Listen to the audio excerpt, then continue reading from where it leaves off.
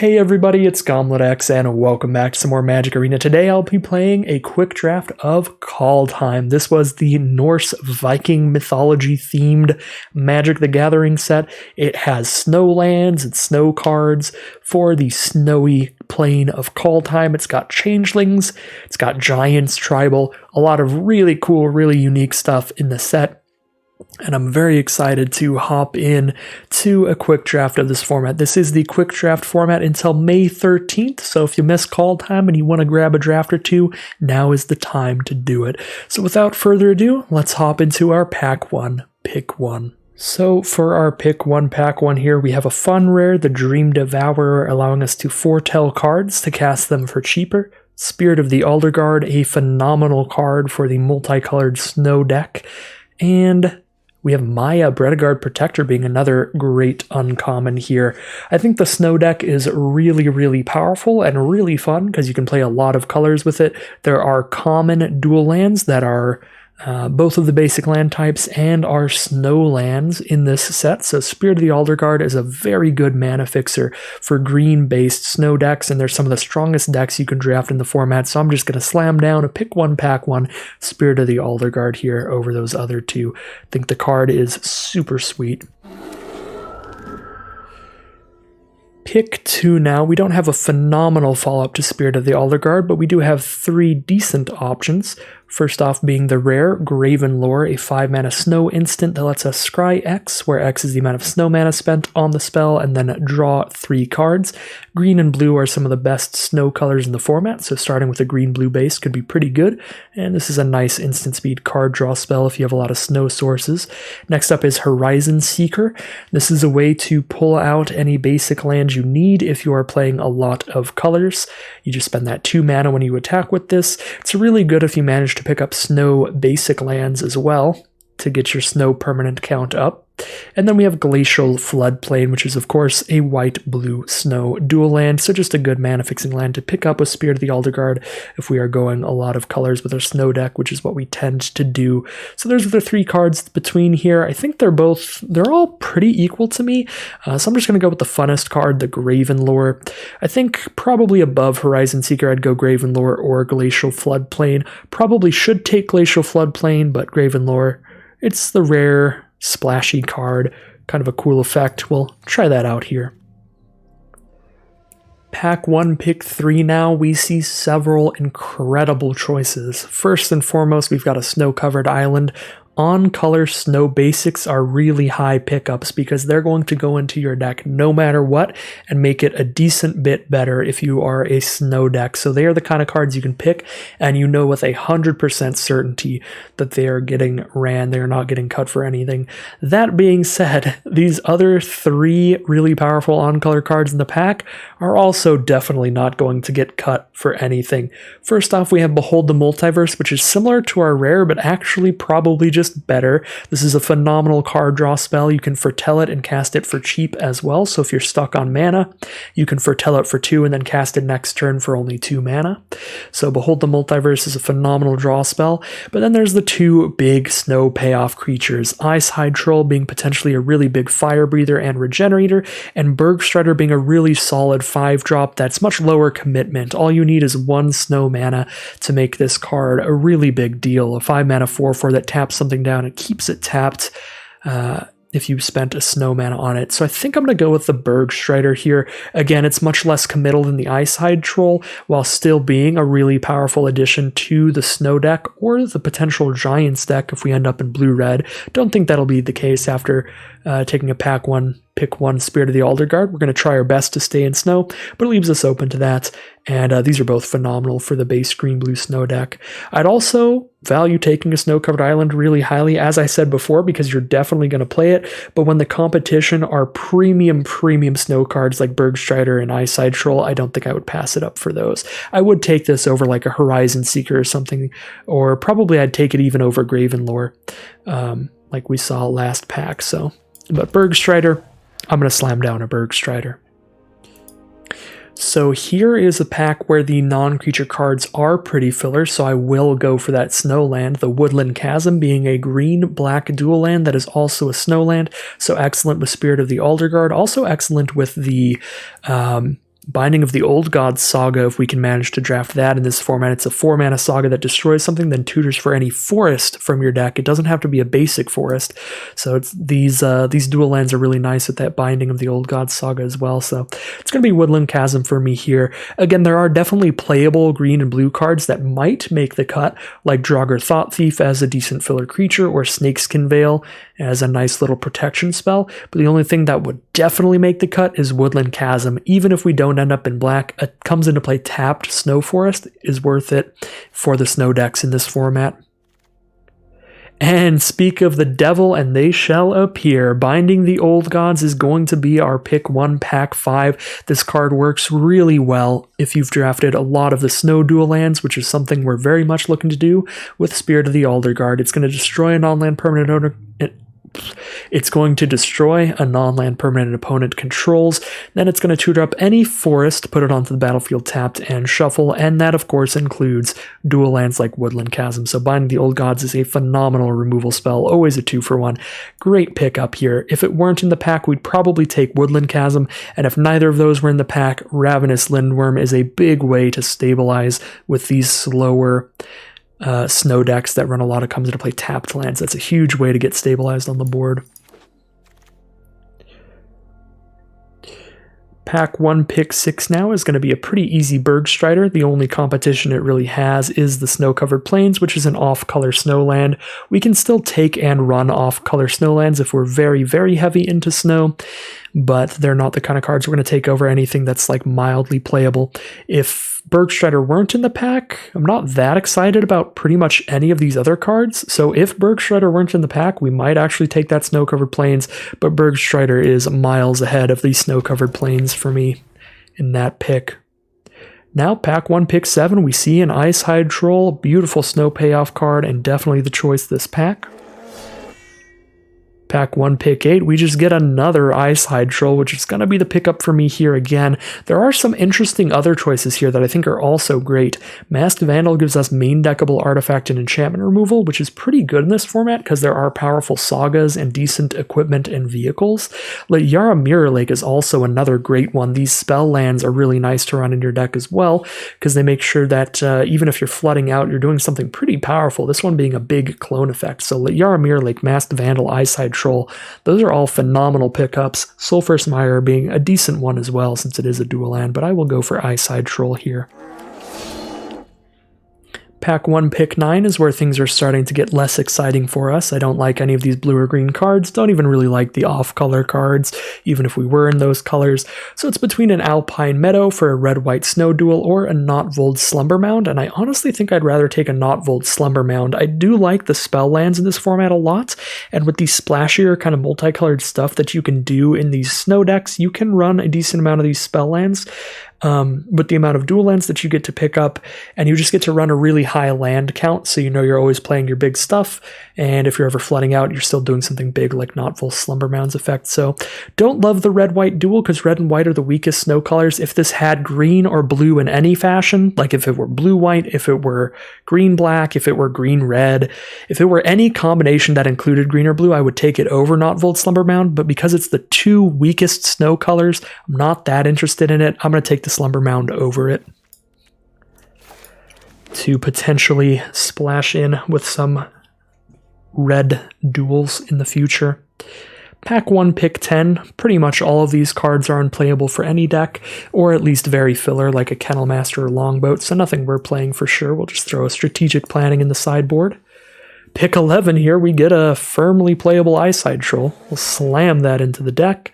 Pick 12, a Snakeskin Veil, not a bad way to protect our Icehide Trolls or our big Bergstriders. Pick 13 now, Mists of Liara can be some cheap pseudo removal, but not something I'm going to start with within the main deck. We're definitely not playing auras here, so we'll slap a Giant Ox in the sideboard, and then we'll slap a Warhorn Blast in the sideboard as well. Pack 2, pick 1. We now have that snow-covered forest, one of the most important basic snow lands here. We might take that. That is Probably my second pick out of this pack, but my number one is going to have to be the big and splashy Waking the Trolls. For 6 mana, you destroy target land, then put a land from a graveyard onto the battlefield under your control, and then you choose an opponent. If they control fewer lands than you, create a number of 4/4 troll warriors with trample equal to the distance. This is a big finisher for a really slow, grindy, rampy deck. What kind of decks are slow, grindy, rampy decks? Well, snow decks. So we're going to scoop up that Waking the Trolls here.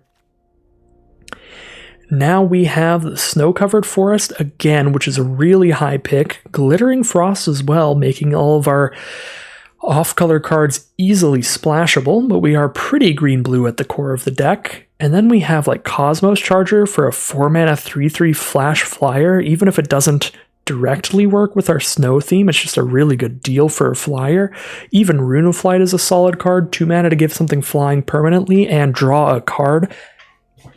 So it cycles really cheap. This is a great pack. Even Augury Raven is not that bad, but I'd definitely take Snow-Covered Forest over the Augury Raven. So Snow-Covered Forest, Glittering Frost, Cosmos Charger, and Rune of Flight are the choices here. I mean, we're looking pretty firmly in green-blue if the whole like playing a bunch of colors thing doesn't pan out. Then we just like drop that and go green-blue with a little black splash. Probably don't need a million snowlands if that's how the deck ends up. So I think we can afford to just take Cosmos Charger here. It's just a really good deal for a flyer. I guess it really doesn't synergize with anything we have going on, so I am very tempted by the Snow-Covered Forest, or even potentially Glittering Frost. I think I am going to... We have 3 Eyeside Trolls and 2 Bergstriders. Really want to make sure we have the snow mana. We've only taken 1 Snowland so far. Really need to start taking these more highly. I'm going to make sure we can do what we're trying to do here with our snow deck and scoop up the Snow-Covered Forest here. Ooh, this is a really cool rare to play around with. The World Tree enters the battlefield tapped. It's a green source no matter what, and green is our core color. And then if we control 6 or more lands, all of our lands can tap for a mana of any color. That is a really easy way to get your mana fixing in the deck, a really easy way to be able to sacrifice any of your spell lands like Notvold, Slumbermound. World Tree is just perfect here. Really cool rare to open up. It's getting right into this deck. This pack has a bunch of sweet choices as well, but I think we're going to go for the responsible route again and take a Shimmerdrift Veil, which is perfect for these very splashy snow decks because it's a snowland that taps for whatever color we choose when it enters the battlefield. So Shimmerdrift Veil is just a really good way to get these decks functioning. That being said, there are other sweet cards in the pack. Elven Bow is a great deal every time, a 3-mana 2/3 reach that leaves behind this equipment. Masked Vandal, that main deck artifact Enchantment Hate, and one of the spell lands, Port of Carful. Some great stuff in the pack, but we're going to be responsible here and take our snow lands, grab that Shimmerdrift Veil. Now we have an Arctic Treeline for a green-white snowland that we can take over not too much else in this pack. Bind the Monster is okay if you play it really early, but a very bad draw later in the game. Arnie Slays the Troll is okay if you have a lot of beefy creatures, but it's going to be kind of hard to cast for us because our core colors are going to be green and blue. Everything else will be a splash, so we'll be casting this later in the game. And the Trickster God's Heist is really just not good in this kind of deck, so I like Arctic Treeline here. All right, pick 6 here. I do enjoy me a Horizon Seeker for these kind of decks. Going to help us get our basic lands of whatever color we need. Slap that into the deck. Not much it's competing with. Snow-Covered Mountain is not the worst thing in the world. We also have a Disdainful Stroke. Bredagard Stronghold for a green-white spell land. Does cost double white to sacrifice it, so this one's pretty hard to hit unless we have our World Tree down. I guess worst case scenario comes into play tapped Forest there. I think I just want to go with a Masked Vandal here. It's some main deck artifact Enchantment Hate. It's in our core color. Do like that card quite a bit. Now another copy of Masked Vandal, pretty easy choice here. It's that or Kinseekers or Disdainful Stroke, which are fine, but not quite as spicy to me. This one's an easy Horizon Seeker. There's Maya, Bredagard Protector pretty late. We can try to splash that in off of the World Tree. There's not much else going on in this pack. Now, Pretty much nothing in here. Just take a 2/3, I guess. Grizzled Outrider is not the end of the world in this format. Just a 5-mana 5/5 is a decently sized body. We need some big creatures late game to start stabilizing. I guess we already have 2 creatures at 5 mana with double Bergstrider, even if we don't end up playing Maya.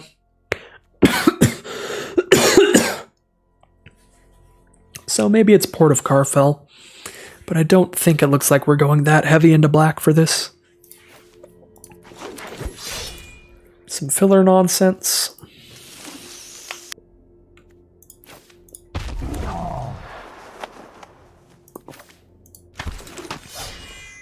And pack 3, pick 1, here we go. One of the strongest cards in Standard in this pick.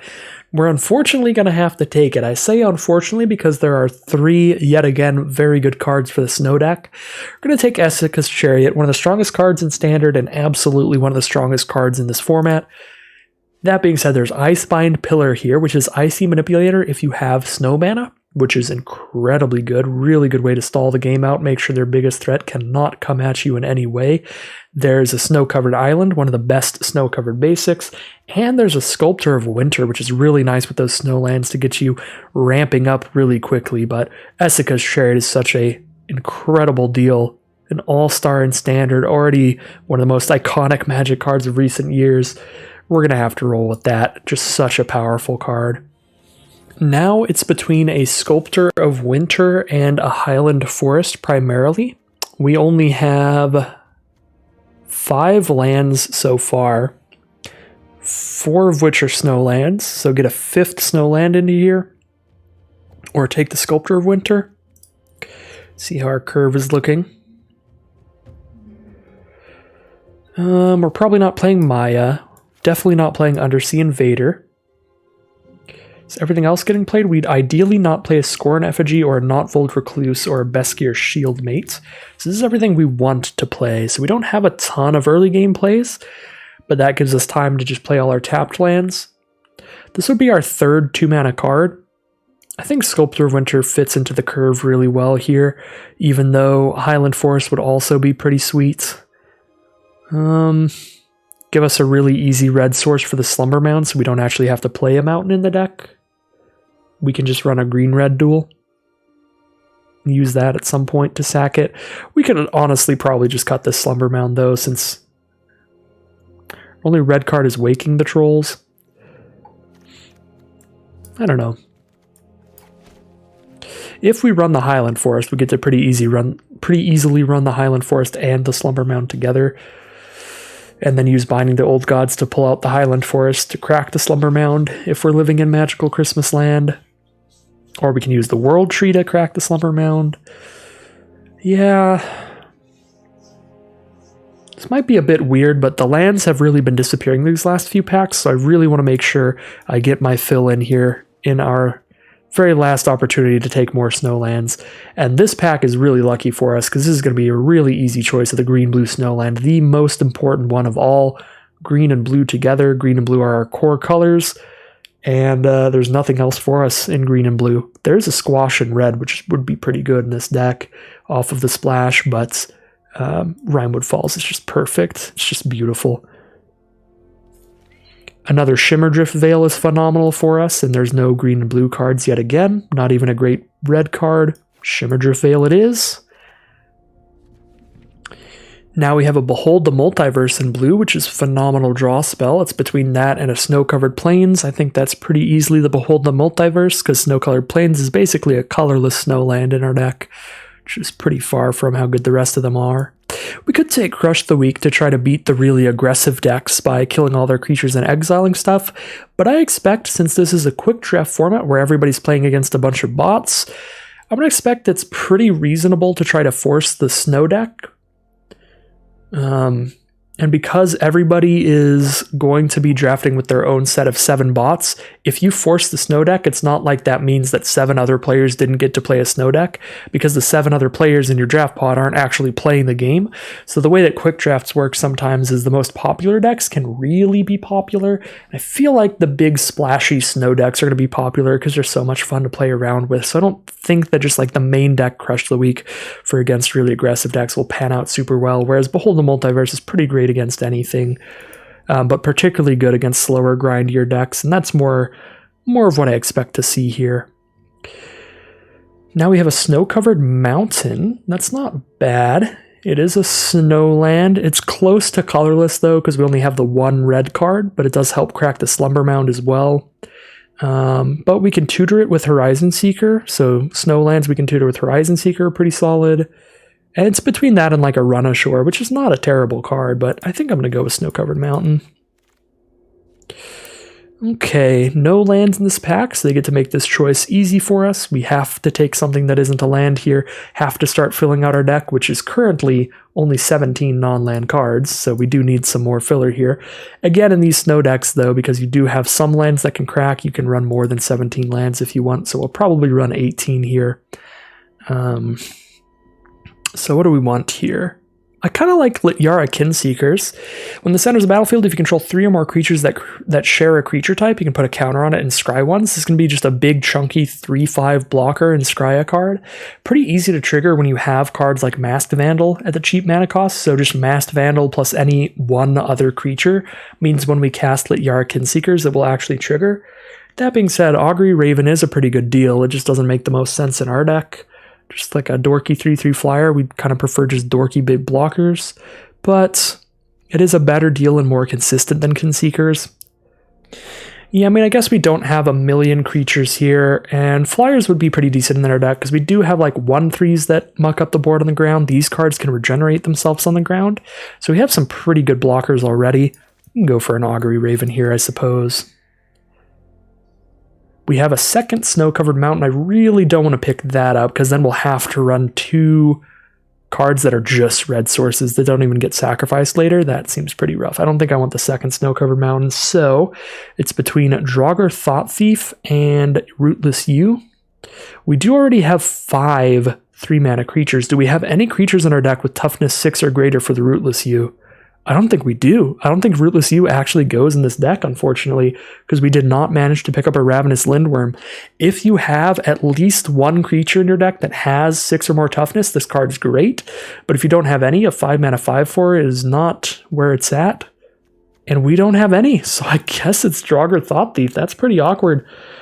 We could take it and speculate on getting the 6-mana 6/6, but we haven't seen any, and we've seen every pack this time around. We're going to start seeing what wheels. There's no 6 toughness creatures that would wheel to us, so let's take the Draugr Thought Thief here. Surtland Frostpire. That's actually spicy. This is a land that you can cycle as a miniature Wrath effect. Kills all creatures with 2 or less toughness, which most of our creatures have more than 2 toughness, so it's kind of a one-sided Wrath against our opponent's small creatures.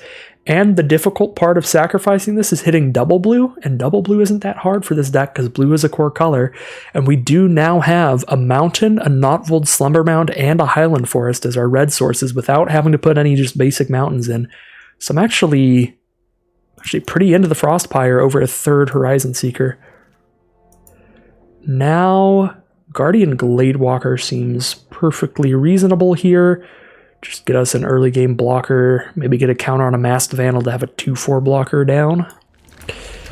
Don't want to take the land that we have to pay double white to sacrifice, nor do I want to take the land that just grabs an aura or an equipment. That doesn't seem playable in our deck, but nothing else is here. You can always hold down the Alt key to see how many of everything you own in your collection. It'll say what number out of 4, but for me it's just check marks because I drafted enough Kaldheim to just complete everything.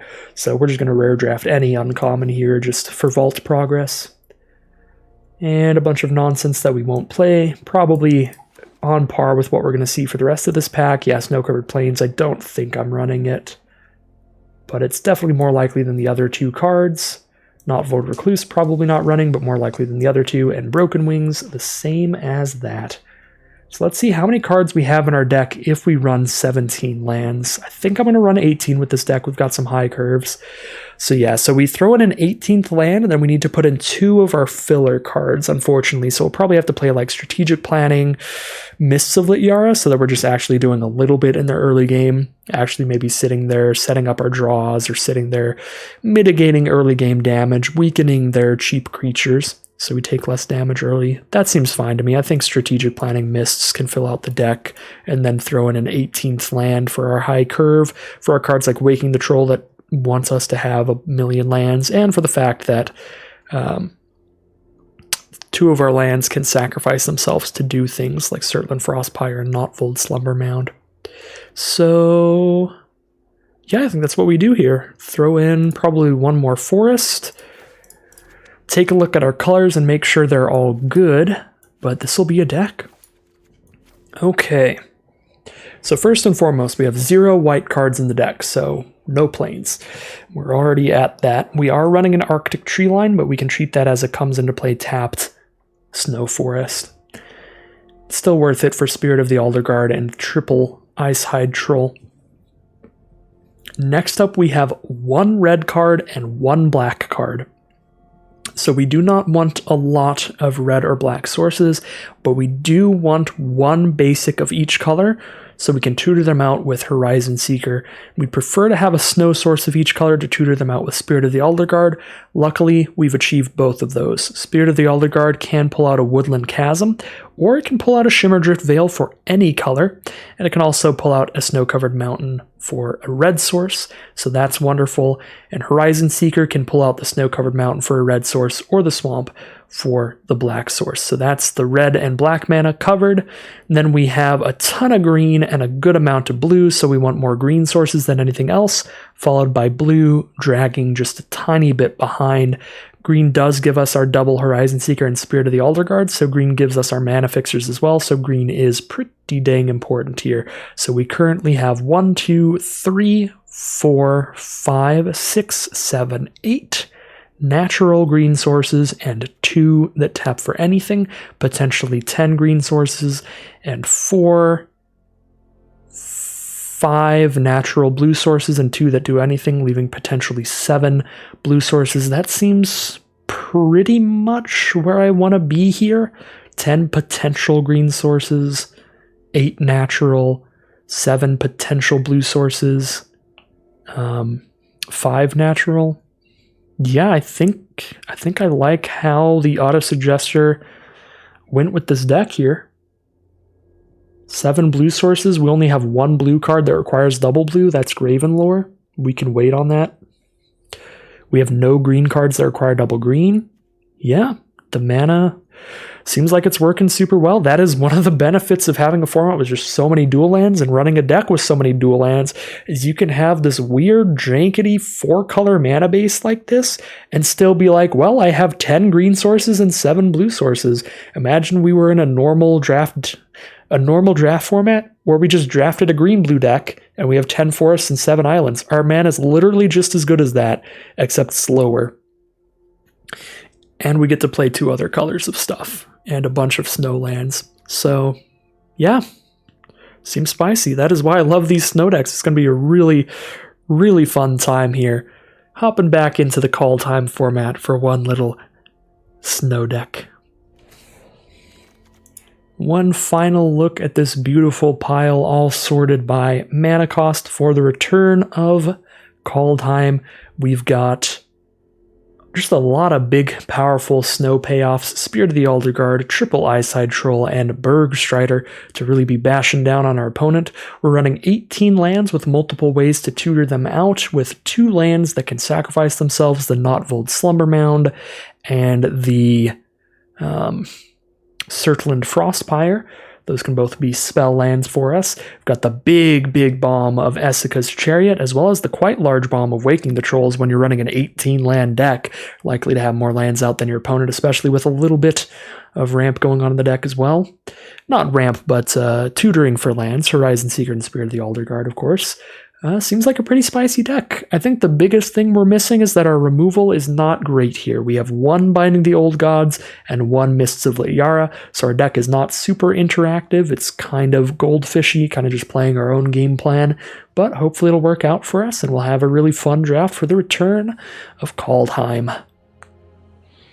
Risky potential keep here. If we hit a blue source, we can Behold the Multiverse. If we hit any source, we can play Horizon Seeker, which can boast to grab the blue source, which not only gets us our 4th mana for Esika's Chariot, but it gets our Behold the Multiverse cast. I think I'm going to keep it because of that Horizon Seeker here. We hit any land and we're set for life.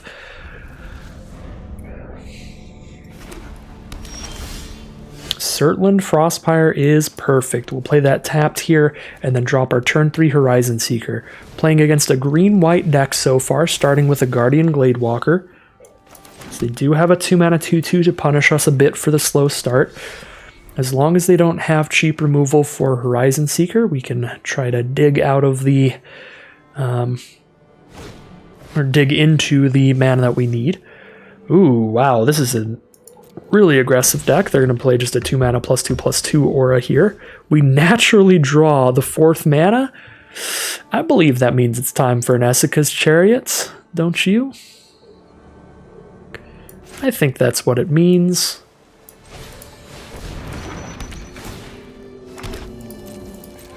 Turn 4 Esika's Chariot. That'll do. And then as nice as it is to make more cat tokens, if they attack with Gladewalker, it's probably worth it to just trade the Chariot for the Gladewalker, because then we still have 2 2/2s left behind. So our Chariot has traded for their Gladewalker and their Spectral Steel and left behind 2 2/2s. I honestly think that's pretty worth it. We can try to snowball and run away with the game. That's only really if we hit another land for Bergstrider. Otherwise, we're not casting anything else next turn, and we're just going to take some big hits here. I think I want to preserve my life total and just accept Chariot as a 3-for-1 here. Chariot is get a couple 2/2s, kill Gladewalker. Alright, kill this Wings of the Cosmos combat trick.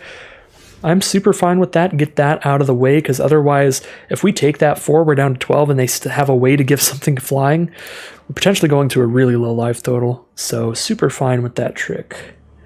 So what do we want to do here?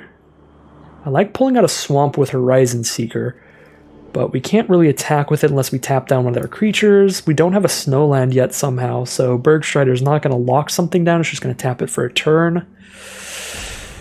Could stay aggressive, just play Bergstrider, tap the 4/4 attack with everybody, let Pretender trade for Horizon Seeker, and then we get to just play a 5/5 next turn. I'm actually down for that. We're weirdly feeling like the aggressor here. Like, I don't even really want to set up mana, I just want to keep jamming out. Because even if we don't get that black source for Binding the Old Gods, we have a great play next turn, just put a 5/5 on board, add to our power toughness, and then we also have Behold the Multiverse, setting up more draws. Well, Maya's the perfect follow-up to be able to actually attack with that Gladewalker. Now we can't attack with our 2/2s either. That's pretty brutal. I probably do just run out the 5/5. All their stuff's on the ground here. We got rid of their flying combat trick. Should hopefully stop attacks from them, but Maya's really going to stabilize them because they get a 1/1 human every time they play a land. So they get chump blockers for days. So now we just use the World Tree for Binding the Old Gods mana because we've got the 6 lands we need. So all our lands are all colors, so we can Bind the Old Gods to kill... Probably want to kill Maya here. And then we can foretell the Behold the Multiverse. I guess we could also just kill Gladewalker. Attack with our 4/4 and 5/5 and not be scared of losing anybody. Yeah, let's kill the Gladewalker. Let them keep getting little chump blockers here.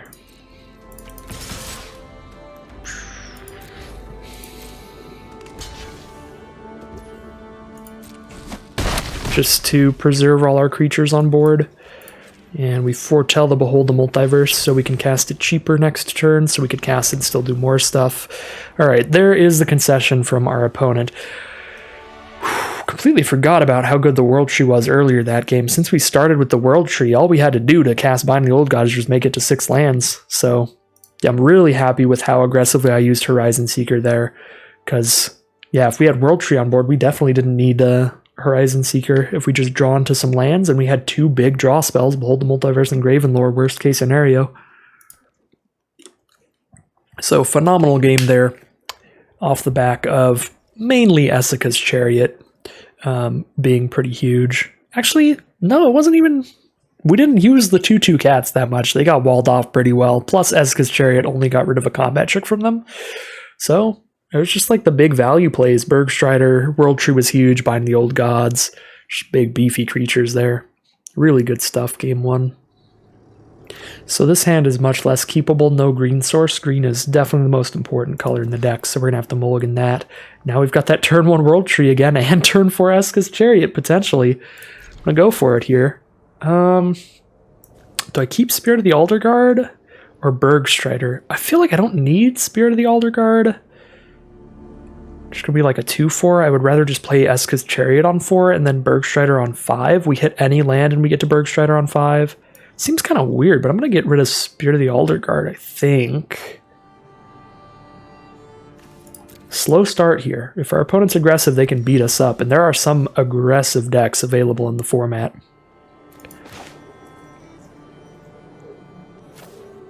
Play Woodland Chasm first. Going to want the World Tree out eventually, but it's not actually going to help mana fix us till turn 6, so we'll play our cards that actually do give us multiple colors of mana first, I think. Because I don't have any red cards till 6 mana, so we can play the World Tree now and get it out of the way. Or we can play Shimmerdrift Veil on blue in case we draw a 3-drop. Let's go Shimmerdrift Veil on blue in case we draw a 3-drop. And if you haven't seen the update to Arena, they have made cards like Shimmerdrift Veil a lot more obvious, which is phenomenal. That's a really good update that they added. We have drawn a Natural Forest, so we can play Chariot on 4, even if I Horizon Seeker on 3, so that's 100% the plan here, while our opponent is stuck on 2 mountains. We'll try to leverage this Essica's Chariot into an aggressive start for us. Frostbite is going to kill our Horizon Seekers. That'll stop that aggression. They are on red-black here. And Grim Draugr is the play. Alright, here we go. Essica's Chariots, come on down.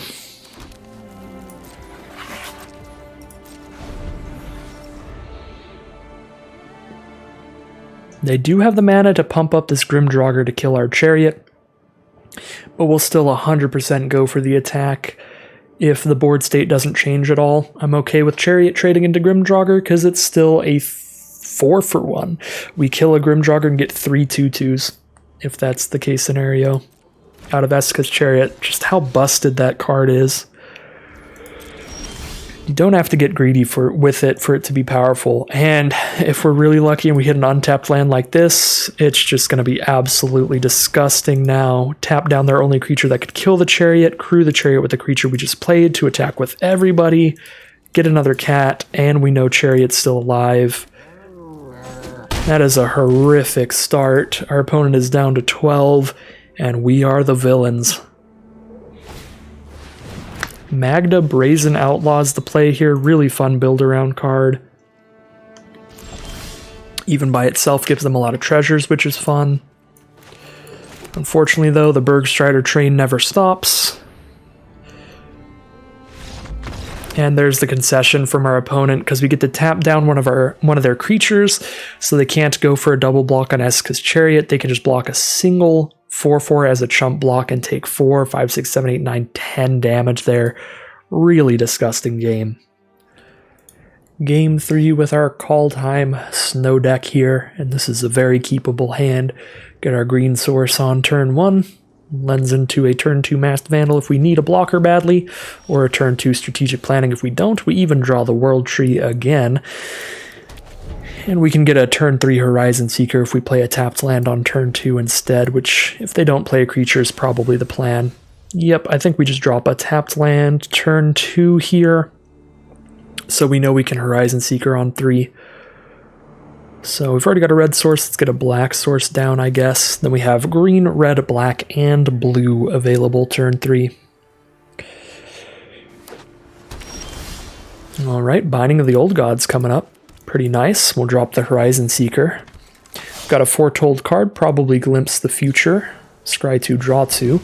There's the Frostbite to kill the Horizon Seeker. Great deal there. And it looks like it was not. Not sure what their Foretold card is here, because it is not Scry 2, draw 2. It might be the big 5 mana 4/4 haste, gives their whole field +1/+0 when they play it. If it is, they've got a pretty big game against us here. They can definitely outrace us. So what is our plan? Probably do some strategic planning here, because the 1/3 is only going to chump block anyway. We'll play a Binding the Old Gods next turn. We definitely want an untapped source, and green's better than anything else in this deck.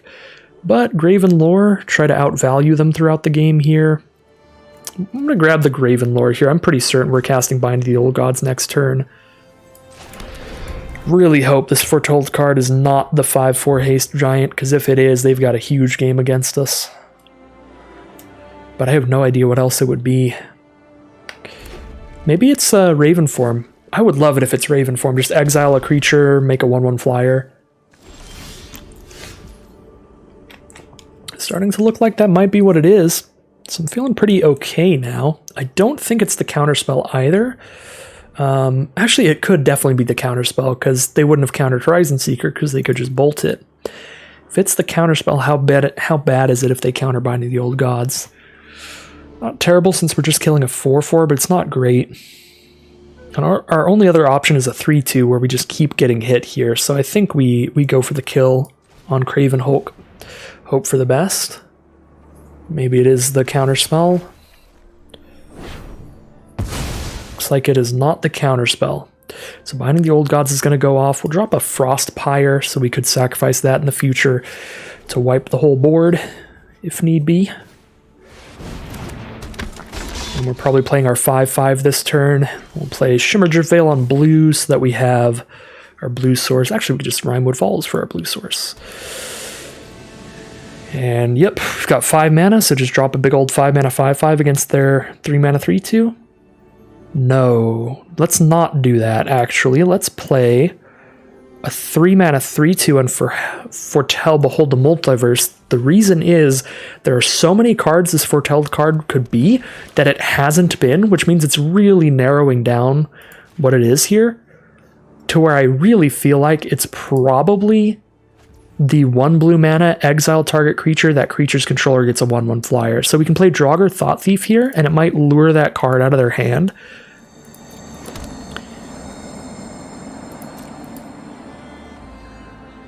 So that they get rid of our 3/2 so they can actually keep attacking with this Firewalker here. So we play a Grizzled Outrider, it's definitely coming out of their hand. Okay, it's Demon Bolt. Well, that is worse. That is worse for us, because Grizzled Outrider would have survived a Demon Bolt. Forgot about Demon Bolt. I could only remember the worst cards. But yeah, Demon Bolt and Grizzled Outrider's a 5/5, so it would just survive Demon Bolt. They'd have to Demon Bolt plus hit us with Firewalker to kill there. Ooh, Masked Vandal's going to put in some work here. We are going to kill that Invasion of the Giants, so all it does is scry 2. We get to kill it before they draw a card off of it. That's going to be a really good deal. And then we get to crack our Surtland Frostpyre later to kill multiple of their creatures. Kill their Firewalker and their Raider.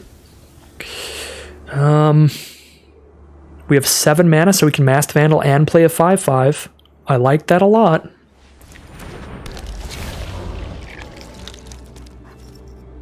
Exile creature card from your graveyard. Okay, so we'll exile Thought Thief.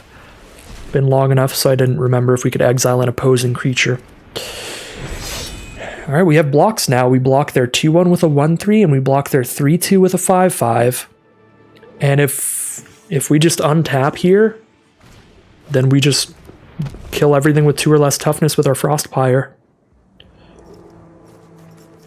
Or we Waking the Trolls, if we're feeling comfortable behind all these blockers. Which I'm feeling okay. I'm not feeling that comfortable. Since we are down to 13, I'm a little worried. So Firewalker's going to exile a land for them. Don't remember if they played land for turn yet, so that might be playable here. So they cash in the Firewalker for a card draw, so I'm probably not going to cash in the Frostpire anymore because it's just going to kill one of their creatures.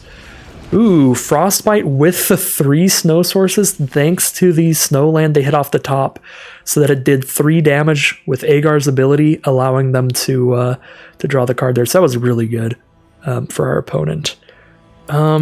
So I'm going to Behold the Multiverse, and then probably cast Waking the Trolls, but I'm going to Behold first, because I don't have great blocks here, and I'm at 13, so see if I can draw a great creature here. Eyesight Troll's solid. Not great. Eska's Chariot is great. If I cast Waking the Trolls, I'm going to get hit for 3, go down to 10. If I cast Eska's Chariot, they're not touching me. Yep, I think it's probably Chariot time. Just going to play Chariot every single game. But we do have a lot of card draw, so that's going to happen. This game, we've seen more than half our library this game. The first 2 games was a bit obnoxious because we drew Eska's Chariot really early each time, but this game makes a little more sense. We had to wait for it. I do like Waking the Trolls there, but I'm really trying to preserve my life total. But the reason I like Waking the Trolls is because it's just really obnoxious to blow up their island because they only have 1 blue source right now. But it looks like kind of just mono red splashing in a bit of a Giants theme with Agar. Wow, their deck is phenomenal. But so is ours. I think we still have a good shot here. But Agar's really popping off. Gonna draw them a million cards this game. And unfortunately, the second blue source. Craven Hulk is the play. Waking the Trolls just got a lot worse, because we're playing that without committing anything to the board, and we need extra power to crew the Chariot. If I play 2 Eyeside Trolls, I can still have 2 snow mana up, so they don't really have attacks. So I think let's do that. Tap our non-snow sources. Make sure we have all snow mana up here. That's snow, snow, snow, snow. Perfect.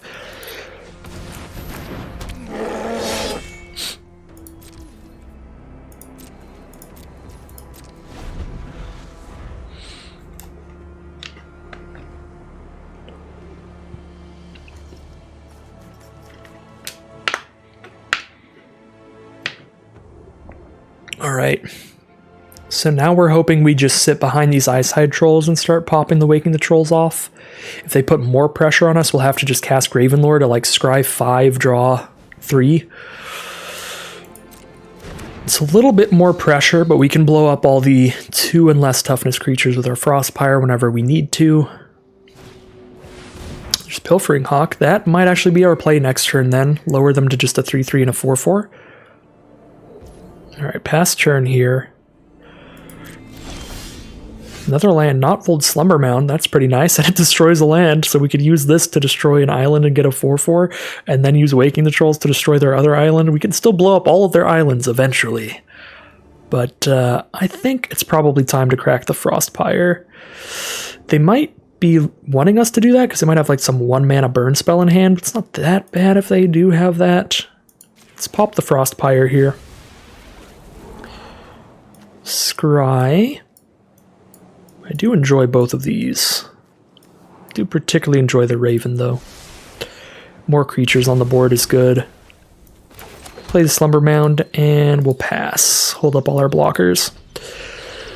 Okay, nice. They did not have a damage spell to use in reaction to that. So the Eyeside Trolls are just going to keep things on lock for us. They can't profitably attack, so we've got all the time we need to set up our big plays. You can probably foretell the Raven to cast Waking the Trolls this turn. So I shall.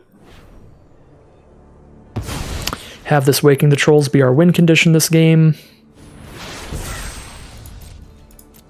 Oh, I should not have foretold the Raven because now my Eyeside Troll mana isn't up, which means I do take a hit this turn.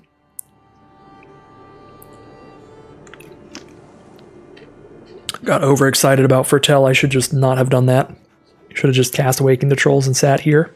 Rune of Flight. Oh dear. Well, it looks like Craven Hulk was going to hit me either way. And draw them a card. Play another blue source. Sad day for my land destruction dreams. They do get to kill an Eyeside Troll here, sadly. Play around a third 3 damage burn spell. Play around another Frostbite or something. Kill 1 troll here, it looks like. Yep. Cool. Well, there's our 3rd troll. Put a land from a graveyard onto the battlefield under your control. We can pick our Surtland Frostpire up. That's certainly pretty spicy. Actually should have probably cracked Slumber Mound before that triggered. I don't know if there was an opportunity to do that, but we definitely need to play the flyer here to just trump block.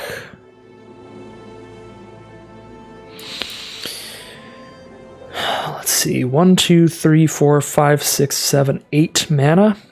Can Gravenlore and still cast the flyer, so let's see what's coming up here.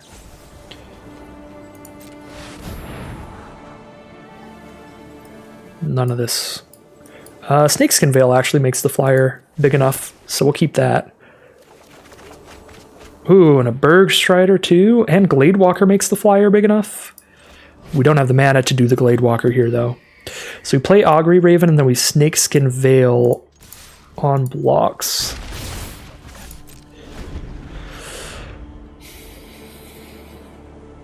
These snow decks are insane. The amount of stuff we can do. Like, we have all these cards in hand now from those draw spells, and we still have a land that works as a spell. 2 lands that work as a spell because of Waking the Trolls. Now Waking the Trolls is going to make no trolls? Yeah, no trolls. But that's okay. It still put in some work. Now, I think that was again an opportunity to have done Slumber Mold in response to the trigger. We would have gotten 1 troll out of it instead. Definitely missing some interactions on these cards. It's been a long time since this format. Luckily, our deck kind of speaks for itself here. Just holding up the mana to make the troll indestructible rather than playing our 1/1. Another Agar. Yeah, our opponent has a sweet deck, but ours is even more ridiculous. So now we just Bergstriders all day long until they're dead, which might actually just be right now.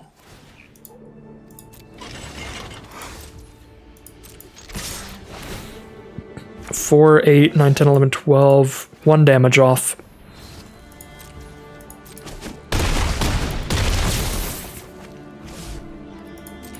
That time I'll just get greedy. Even if they wrath us, we've just got all gas in hand. Another ridiculous game from the snow deck. Some decently sized misplays throughout that game, but the card quality in this deck is just off the charts. And we played well enough early in the game where things really mattered to get to that point where we stabilize and we're just in such an insurmountable position that it doesn't matter that I started fumbling a bit. Round 4 now of the Kaldheim Quick Draft. Unfortunately, a no green hand is not a keepable one for us. This one is a lot better. Probably get rid of this forest, although I do like having an untapped land, so we can definitely play Horizon Seeker turn 3, so I guess I'll get rid of the Slumber Mound, actually, to guarantee that turn 3 Horizon Seeker. Drawn to a snow-covered forest to play on turn 3, so the Spirit of the Alder Guard is going to be putting in some work. Green, blue, and black from our opponent so far. And Elderfang Disciple is the first play. We'll say goodbye to our Snakeskin Veil, I think. I mean, Horizon Seeker can pull out the forest we need if we don't draw another land. Might have been a bit bold of me. But now my play next turn is to use Horizon Seeker to boast in for a land. If we do not hit the 4th land. Okay, we do not hit the 4th land, so it's boast time. And we can, of course, pick up a snow land. So that Spirit of the Alder Guard is going to be absolutely nuts next turn. Then I could play a 1/3 if I really want to block her, but I think I'd rather grab... Oh, and I can't grab a tapped Snowland. I can only grab basics with Horizon Seeker, so we'll just grab Snow-Covered Mountain. It's pretty fine. I guess we don't have a blue source here, so we should actually probably just grab the island.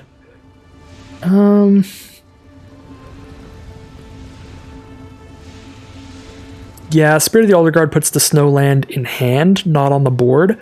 So I think I want to grab the island, so I know that I'll have the blue source untapped for Bergstrider turn 5. But then I'm just going to hold on to Snakeskin Veil rather than play a 1/3. Because it's also going to be really nice if we can exile their Glittering Frost with our Masked Vandal. Rootless U on turn 4, ramp that out with the Glittering Frost. That's going to be sick nasty. And send in the Elderfang Disciple. Gravenlore is the draw, so we need to Spirit of the Elder Guard to pick up our land for turn. Unfortunately, no second Snow Forest in the deck. If we had one, we'd pick it up and hold up a Snakeskin Veil here. 100%, but since we don't have that, we'll just grab the second blue source we need for Gravenlore, so we'll grab our green-blue duel.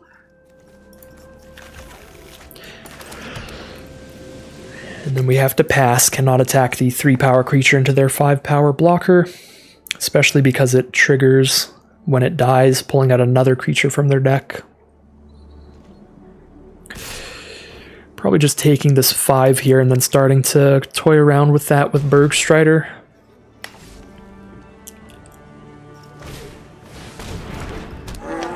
They've got an Icehide Troll. If we get to blow up their Glittering Frost, we can shut off the Icehide Troll's ability in the future. So I don't really attack well into the Icehide Troll until Glittering Frost is dead. So I kind of have to just tap down Icehide Troll with Bergstrider, and then Bergstrider is big enough to trade into the Rootless U. Seems like the best line I have.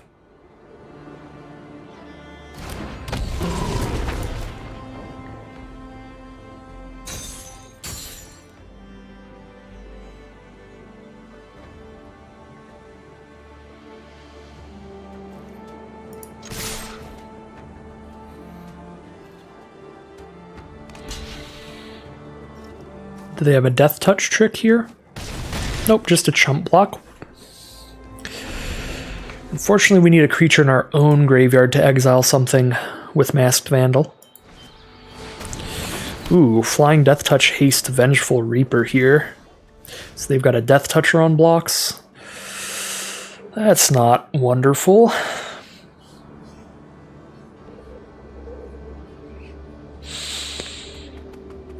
Yeah, we do not have good attacks then. We're not going to have good blocks against the Flyer or the Icehide Troll. It's a pretty good turn of events from our opponent here. We get Strategic Planning to try to get a creature in our grave, so we draw a card off Strategic Planning, then cast Masked Vandal, plus hold up a Snakeskin Veil. That's kind of exciting to me. Is that better than just casting a Gravenlore during their end step to scry 4, draw 3? Might be, because we're still committing to the board and making sure we have good blockers on ground, even if we can't get there in the sky. And they can't really attack us in the sky if they don't have good blockers on the ground. See, I feel like that's the best way to get them to not attack us. And then I guess we have to take the World Tree so that Icehide Troll goes in grave for the Masked Vandal, which is a little sad, but I think all around worth it, because we can deal with drawing a few less cards, because we're going to draw a million more in the future with Gravenlore. So let's grab the World Tree.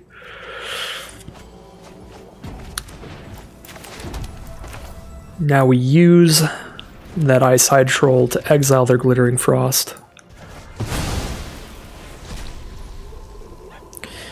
And now we've got Snakeskin Veil up. And they only have one Snowland. So Icehide Troll does not get pumped at all. They trade Vengeful Reaper for a 5/4. We still have a 4/4 around, so they trade that. That trades, and then we have a 3/2, they have a 2/3. Don't think I get aggressive here, because I think these trades are still not excellent for me. I think I just pass turn, and our board state is just threatening enough to get them not to attack. I Never mind. Ravenous Lindworm is really good at changing those things around. That's why it's such a premium common in the set. Unfortunately, we only saw one of that. One of my saddest parts in the deck. So attacking with the Rootless U means they 100%, they've got to have another Ravenous Lindworm in their deck if they want to attack with that still. But I guess let's find out. Let's pop that Rootless U. We can't really afford to take 5 here. Pop the U, see if they have a second Ravenous Lindworm. If they do, we're pretty dead. Lindworm is just a sick card.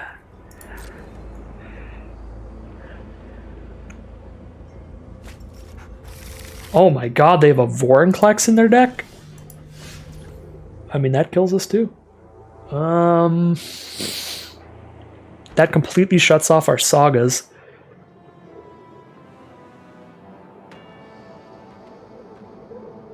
So if we Waking the Trolls, it's not going to do anything. I mean, I guess we can do it and hope they don't have another land here.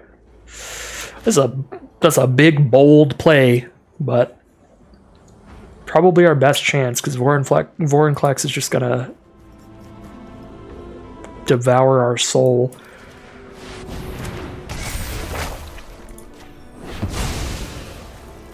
Alright, no land in hand. Fingers crossed. We're just a tapped land.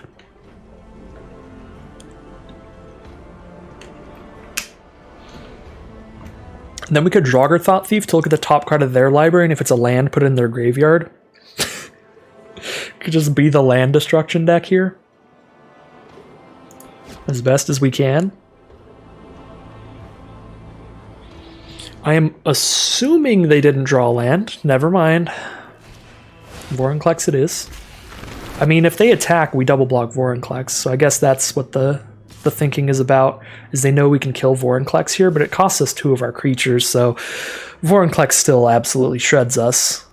Because we're going to have to double block so our Waking the Trolls can keep doing things, and that leaves us to just a 1-3 on the board. So Vorinclex still resolves, puts us in a really bad spot.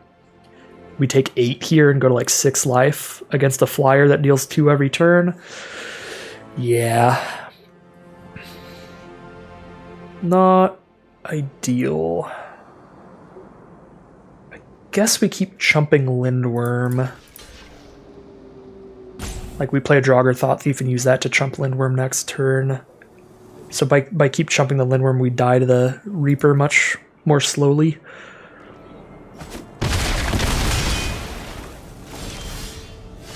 Okay. We get our opponent's Skemfar Elderhall. We also play land for turn, so Waking the Trolls is going to be really big on the ground when it resolves. 5, 6, 7. We have 7 lands. They have 1, 2, 3, 4, 5, 6. So we're going to have 8 and they're going to have 6. We're going to get at least 1 troll out of Waking the Trolls. So we have 1, 2, 3, 4, 5, 6. We'll have 7 mana. Not enough to play Gravenlore and a creature. So we kind of have to play Draugr Thought Thief.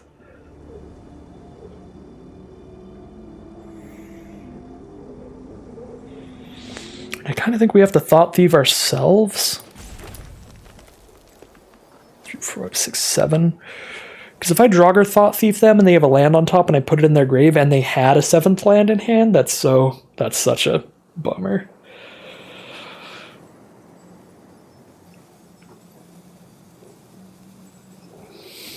Yeah, if I cast Gravenlore here, I just take 10.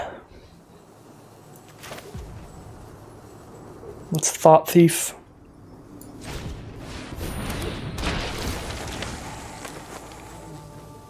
Whatever. Let's get bold. Let's look at their library. Glittering Frost, you can have it. Keep that in the library. I guess Glittering Frost activates Eyeside Troll. Which is kind of threatening. But it is not another land, so they can keep it. So I can maybe get 2 trolls to awaken. Alright, Glittering Frost it is.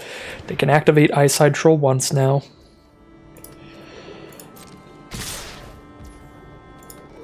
We have to chump block here. I guess I get them to dump their mana into the troll here, but then I take 8. No, let's just take 4, 5, 6. They do not spend any mana on the Eyeside Troll, so they're casting something else post-combat as well. Draugr Recruiter. And there's the Waking the Trolls. Get a couple 4/4s. So we're doing great on the ground. Elder Hall is -2/-2, and you get 2 1/1s. That's not enough to kill anything. So Graven Lord is. Pay with quadruple snow. Get out of here, get out of here. I do want an untapped land here to blow up the Vengeful Reaper with this Binding the Old Gods, so I guess I keep the snow-covered one. Obviously, if I draw another land as my third card, I'll be a little sad, but it's not worth the risk. And we didn't hit another land, so I'm happy we kept the untapped land. We could even play an Augury Raven here. So we just have a flyer to block theirs. So now do we Binding the Old Gods, the Icehide Troll, while it's the only opportunity to kill it? While they don't have snow mana up? Oh. Also, Draugr Recruiter is going to keep getting creatures back from the grave. It's going to get Vorinclex back next turn. So do we kill that? Augury Raven as the draw is huge here. I guess we kill the Recruiter? Double block Lindworm, take 2, 3, 4, 5, 6. Go to 2 life. Go to 2 life, Lindworm's gone, Recruiter's gone. They just have a Reaper and an Icehide Troll. And then we play an Augury Raven that's big enough to kill the Reaper. Keep blocking Icehide Troll with all these stuffs. It doesn't get Trample. We'll have Chump Blockers to kill it. I think we Binding the Old Gods this Recruiter. It's a weird game.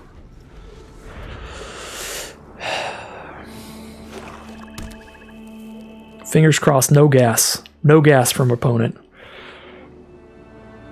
All breaks, no gas.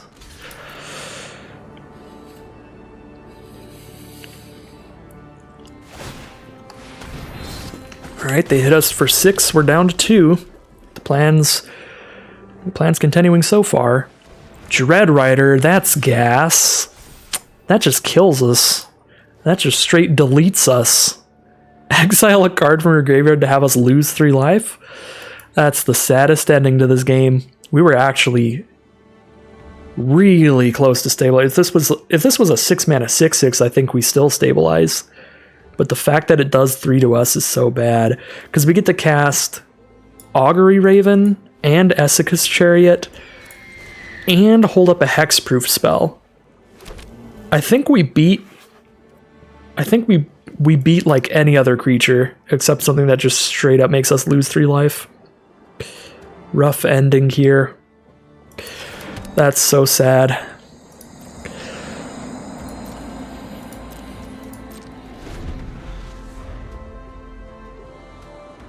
What a card to have there to end it off. But yeah, like we beat removal because we hexproof the Raven. Any like 6/6 or whatever. Double block there, chump that, block the Reaper. We're just set outside of that. Well, still a pretty great game. We lasted a lot longer than I thought we would, and we got incredibly close to stabilizing. I don't know if opponent even knew how close we got to really getting back in there.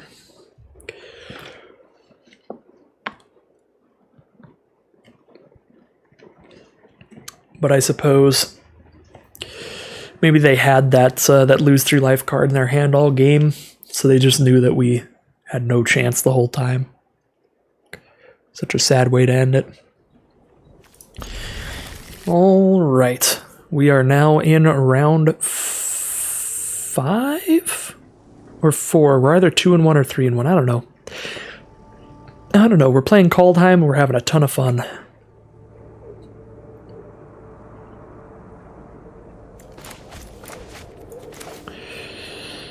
Let's get this green source out. We're definitely going to play the Snow-Covered Mountain before we play the Spirit of the Alder Guard, but we don't need it turn 1. Snakeskin Veil is the draw. I'm going to get greedy with this Masked Vandal.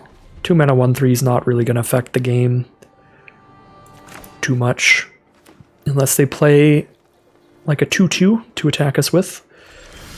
Looks like a potential Snow Mirror match here, because they are on green and blue. They've played a blue-black spell land and a green snow land. Alright, another pass turn from them. Let's just run out our Spirit of the Elder Guard. Hope they don't have the counterspell unless I pay... or counterspell that costs 4 more. Just hope they don't have that. And it looks like they do not. So let's grab a snow land here. I'd like an untapped land, so let's grab our snow-covered forest, I think. We have green, red, and blue mana. The only mana we don't have is black mana. Is it worth grabbing a green-black duel just to make sure in case we top deck Binding the Old Gods that we can cast it? I don't think so, because we have 2 5-drops to play. We really need an untapped land next turn. So let's just guarantee that here. Guarantee that untapped land. Elderleaf Mentor, they get a 3/2 and a 1/1 elf. We top deck an untapped land, which makes me sad and makes me question all my life decisions. Could attack with Spirit of the Elder Guard here, and if they double block, we trade a Snakeskin Veil into both of their creatures. Don't think that's worth it. I think I'd rather just Berg Strider so that we can keep putting more creatures on the board with high power and toughness and just keep jamming in. We're playing Berg Strider instead of Grizzled Outrider so that I get to attack this turn as well as next turn. If I just cast Grizzled Outrider here, I would not attack with Spirit of the Elder Guard. Bind the monster on Spirit of the Elder Guard. We'll keep it tapped down at the cost of 3 life to them when they cast that. Rune of Might is going to make Elderleaf Mentor a 4/3 and let them draw a card.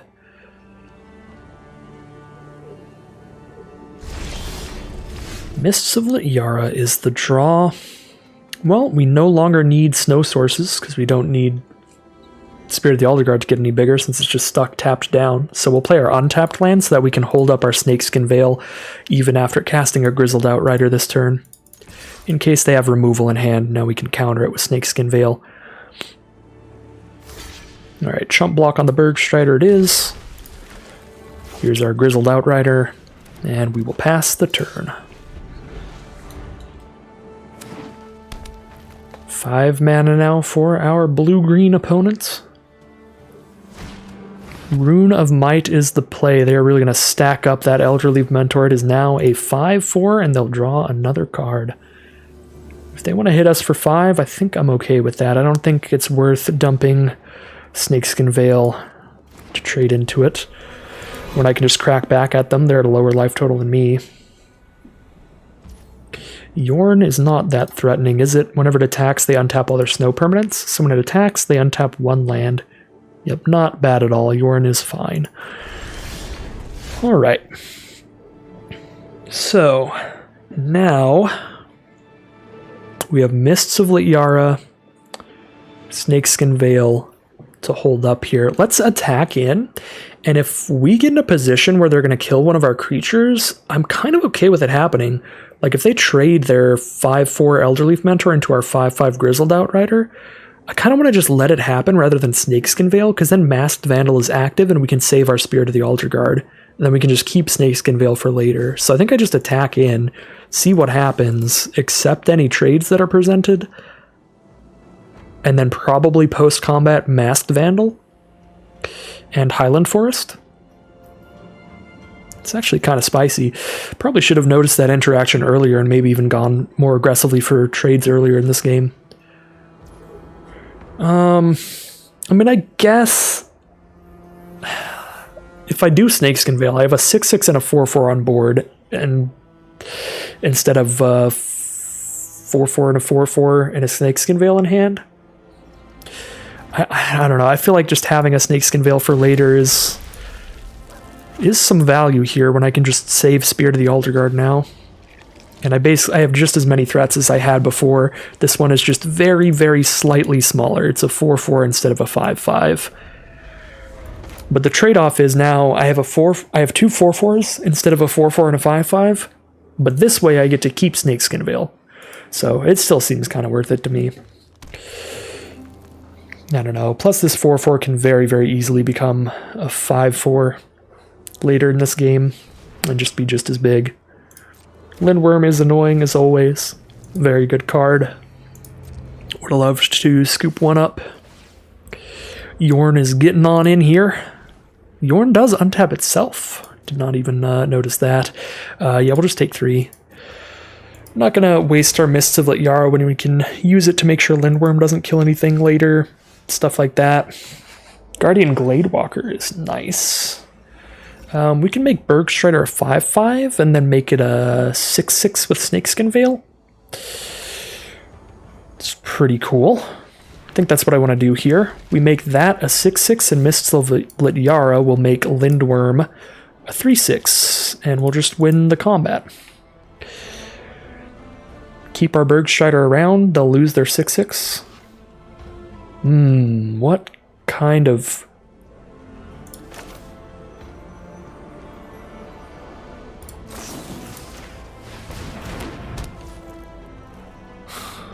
That's so weird. Our opponent is a genius. They saw the line. They knew what was happening. They know we have a Snakeskin Veil. We still get to Mists of Lityara so that Lindworm still doesn't kill anything. But that's a little sad. Uh-oh.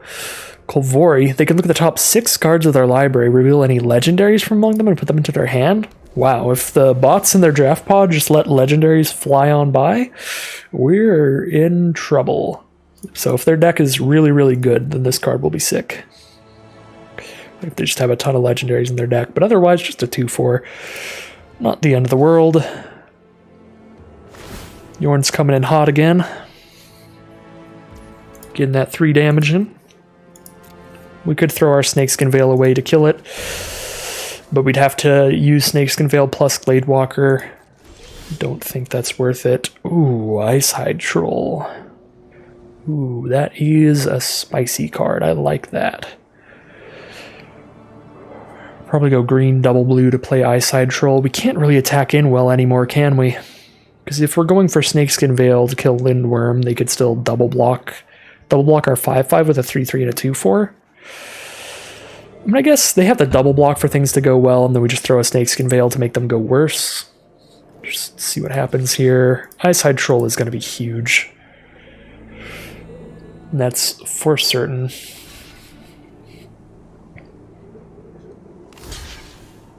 Okay, so they are doing the double block to kill our 4/4. We can Snakeskin Veil if we really want to kill Kolvori, but we're still going to 1-for-1 trade into Yorn here, so I think I'd rather just kill Lindworm off of these blocks.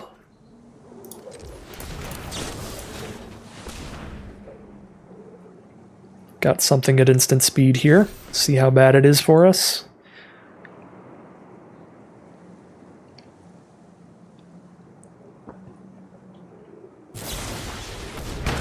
Broken Wings. Destroy... Okay. Destroy Mists of Lityara. All these creatures trade. They have a 2/4. I have a 1/3, a 1/1, and an Icehide Troll. I have the slightly better board state, but it all depends on how many legendaries they have in their deck. If they have a lot, Kolvori is going to be a big deal. Because it's going to dig through their deck for all of their legendaries very quickly.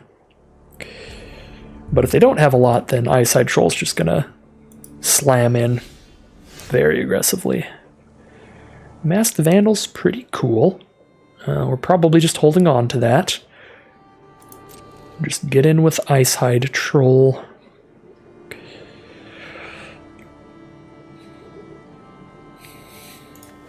So look at the top 6 cards of the library. They may reveal a legendary creature from among them and put it into their hand. They only have 23 cards left in their deck, so once they use this 4 times, they've looked at their entire library. So they just get to tutor for all of their legendaries in their deck over 4 turns.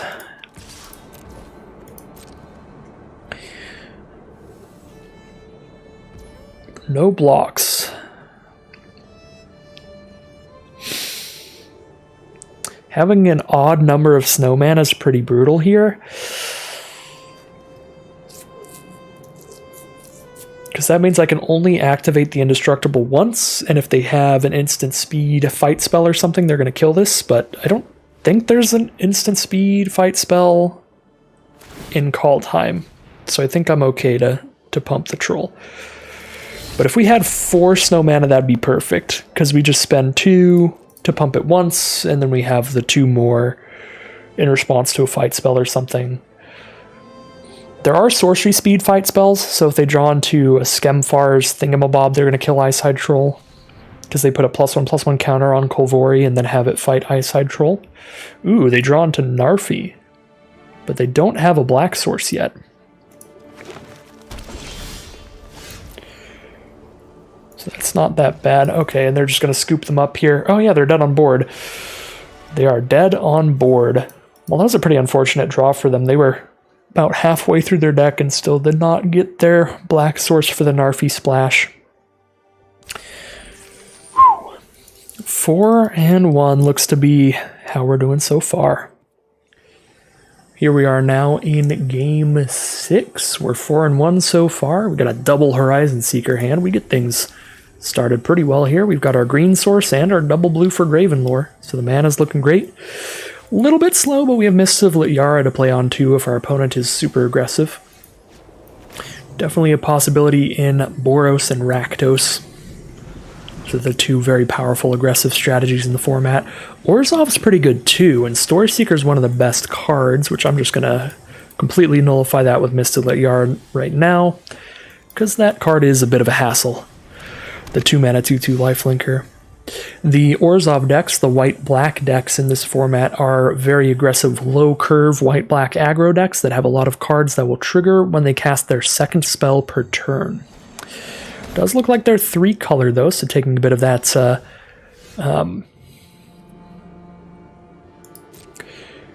that Streets of New Capenna into Kaldheim here. Use a life unless you sacrifice this creature.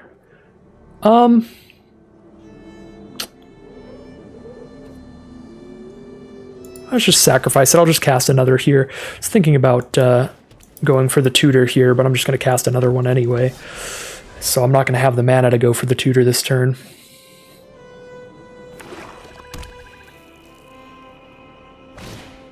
Another Wither Crown. I'll pay for this one. Story Seeker from our opponent. No, I won't, because now we have a 0/2 that doesn't do anything against a 2/2.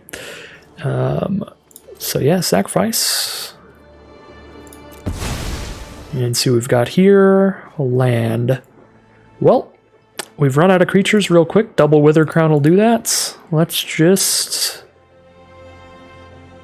Gravenlore, I guess. We're not going to be able to cast anything either way. We may as well do it at instant speed. I'm not going to be able to cast anything we draw into either way, I should say. So let's scry 2, draw 3, rather than scry 2, draw 2. Alright, Story Seeker's gonna slam in for 2. It's probably just like white-black with a blue splash, I guess is what's going on. Maybe they have their own Narfi or something like that. Okay, so definitely draw Icehide Troll, but not the land. Icehide Troll, Shimmered Vale Island, and World Tree are the draws, so Arena's got the lands for us.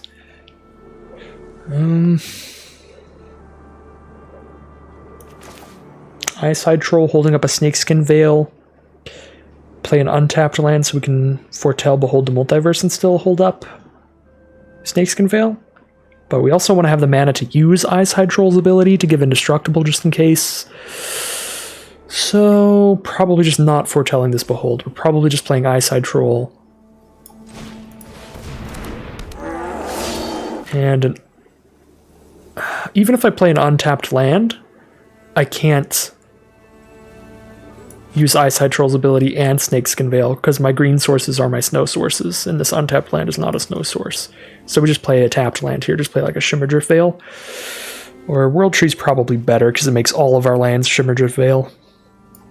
Yeah, play a World Tree, and then pass. So we're holding up either Snakeskin Veil or Icehide Troll's Indestructible, but we can't hold up both. Alright, so they just pass turn. Super nice for us. Bergstrider's the draw. That's perfect. This is where we start stabilizing. I mean, actually, we're pretty stable right now. 1, 2, 3, 4, 5, 6, 7 mana. 5 mana for Bergstrider.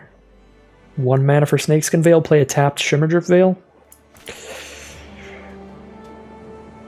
Sure.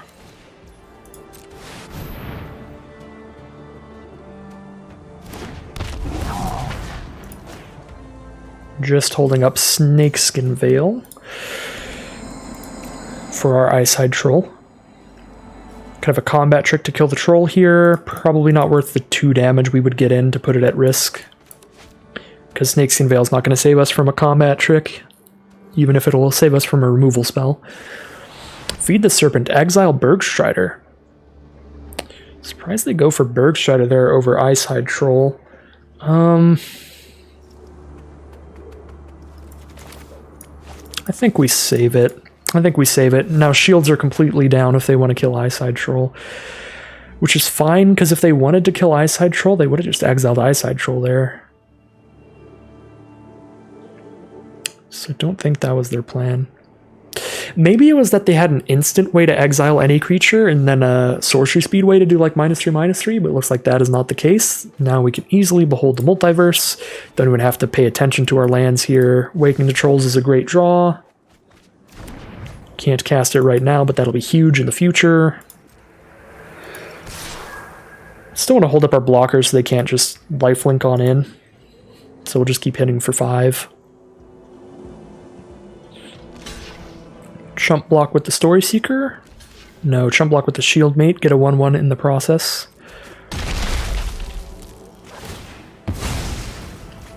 One thing that's worth mentioning that I have not done yet, that I probably will not ever do, but it's something we could do, is we can sacrifice the World Tree if we have 10 other sources of mana to pull out all Shapeshifters from our deck, which we actually do have multiple Masked Vandals, and 1 Lityara Glade Wardens. So that could be a draw 1 or 2 cards, but by the time we have 10 other lands, we're going to have a million cards. Well, that's actually incredible here. Wow. Exchange control of 2 creatures, give us the Story Seeker, and they'll take the 5/5. Well, Icehide Troll can block a 5/5, right? 1, 2, 3, 4 snow mana. Yep. We can block a 5/5 with a 6 power indestructible creature.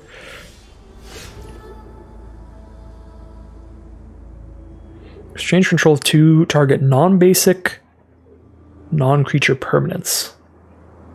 So that's not going to do anything. That's going to be just lands. They can take the World Tree, I guess. 1, 2, 3, 4, 5, 6, 7, 8. They can take our Waking the Trolls if they go for it, or if we go for it. Yeah, let's just play the Icehide Troll so that we know they're not taking our Waking the Trolls. I guess the problem here is they can take one of our snow lands. That's really rough. Our non-basic snow land. But I guess they both have to be non-basics. They'd have to give us their non-basic snow land, so it wouldn't really change anything. Okay. Yeah, we're fine. So let's tap our non-snow mana to play Icehide Troll. And now the best thing they can do with that part is just steal the World Tree. But I'm pretty sure we have good mana without it, so it should be fine. They take the World Tree, we get their Shimmerdrift Veil. Is their option there? They can do that, or choose not to do a thing. They could take our Mists of Lityara, technically, but that doesn't let them put it on something else. It doesn't change anything. Okay, they're just going to swap our lands with each other. So nothing is the choice. So I guess they're splashing in the Trickster's God's heist off of the blue source from the Shimmerdrift Veil. They're checking our mana base. They know we have 4 snow mana up.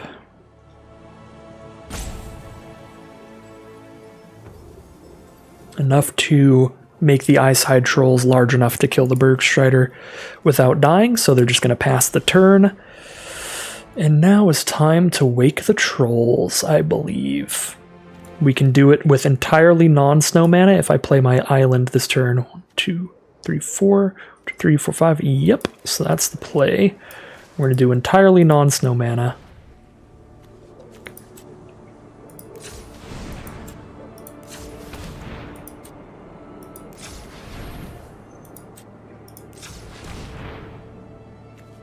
Snow, that one's not snow. There we go. Got 4 snow mana up. Perfect. Waking the Trolls. Blow up the blue land.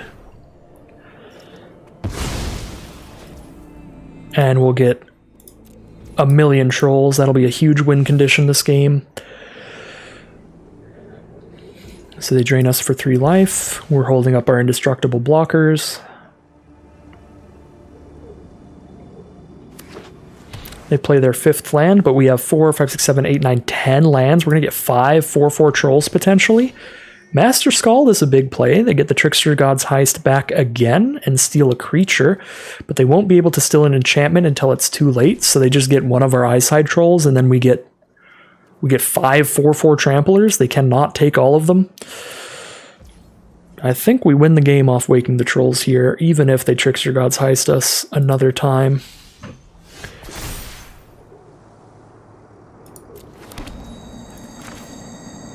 Definitely play our land for turn here. And then we go green. Green for this Glade Walker. We don't put a counter on a troll because they'll just take our biggest troll. So we'll just put a counter on Glade Walker. Pass turn again. Get ready to lock it in with Waking the Trolls. Clarion Spirit. So when they cast their second spell, they get a 1/1 flyer. And then Death Knell Berserker get that 1/1 flyer.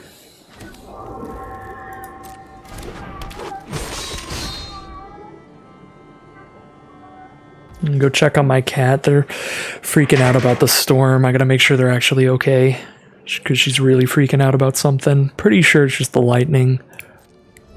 Yeah, she's okay. I just let her in the room.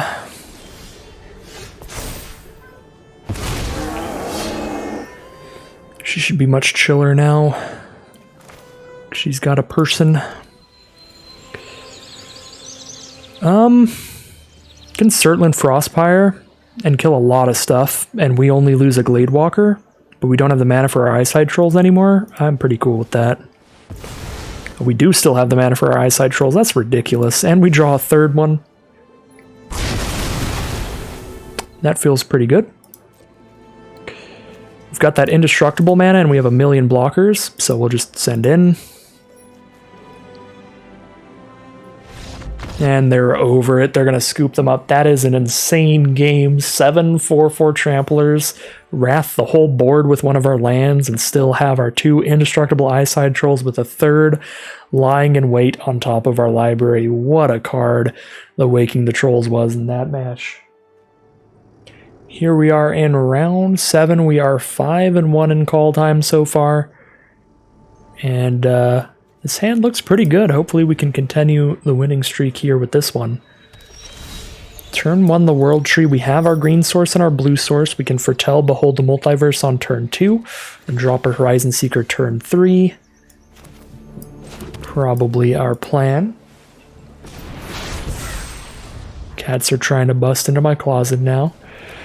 Svella the Ice Shaper is the first play from our opponent. This is an incredibly good card. It's basically Golos. Once they hit 8 mana, they can start casting spells from the top 4 cards of their library for free, which is insane, and she makes the Icy Manalith to help reach that 8 mana. Svella's a bonkers card, and is super good. I kind of want to Behold the Multiverse here to just guarantee I draw the 4th land to go for Eska's Chariot on 4, so you probably have to try to out-aggro this Svella. So let's Behold the Multiverse, I think. Land. Yeah, with Waking the Trolls, I'm actually pretty down for that jam. Once we hit 6 mana, Waking the Trolls is castable because of the World Tree. So let's do everything we can to make it all the way up to 6 mana here. Draw all those lands. We'll have to discard a non-land here. We'll discard Strategic Planning. That's not going to fill into our curve super well. We're going to play Chariot on 4, Outrider on 5, Waking the Trolls on 6 probably.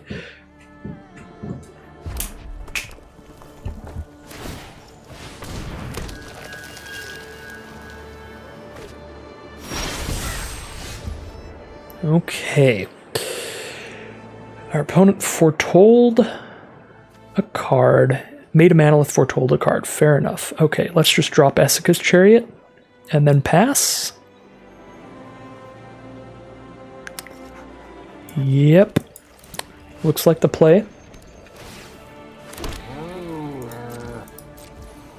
So I'm going to be a little distracted these next few games, trying to make sure my cats don't bust everything open. They're generally not allowed in here, but it's a storm and they're losing their minds. Okay, Svella into Vorinclex is definitely a thing. That's 2 Vorinclexes today. Not a lot, just weird that it's happened twice. No attacks, though.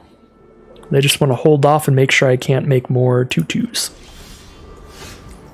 Alright, that's not that big of a deal if they don't just start jamming it into my face.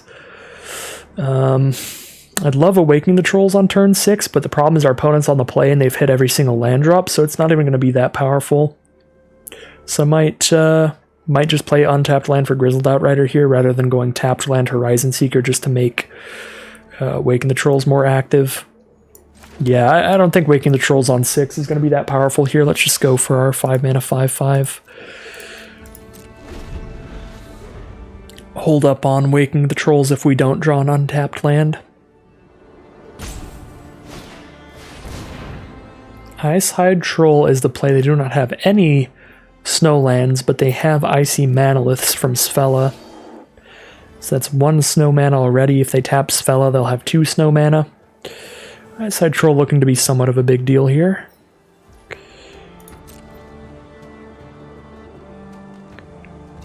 Alright, goes to our turn. We do draw an untapped land, so we could go for Waking the Trolls here. I feel like the longer I wait, the wider the gap can be between my number of lands and their number of lands, but the longer that I wait, the closer they get to Svella's activated ability, which just overruns us. Just overwhelms us with card advantage, because they have 7 mana already. They'll have an 8th when they tap Svella here. So if I use Waking the Trolls, I can make sure they don't have 8 mana next turn. I feel like it's probably Waking the Trolls just to stop them from using Svella, even if I'm going to get less Trolls out of it in the long run. Oh no, Vorinclex! Oh, I forgot Vorinclex just completely counters Sagas for like no reason. Why? Okay. God dang it, Vorinclex. Well, this is really bad then. Then our best option was to play a couple 3/2s here and just let them jam out Svella with no counterplay. Wow. Doing literally nothing is definitely a lot worse than playing 2 3/2s, but playing 2 3/2s does not put us anywhere near a winning position on this board. Yeah, this is a disastrous game. Svella into Vorinclex turn 5. They even have not Vold Slumber Mound now to use one of their lands to destroy our World Tree and get a 4/4 in the process. Don't want to call it before it's over, but I don't see how we can possibly beat this deck. This is an insane start. I'm just going to make a Manalith here. Interesting.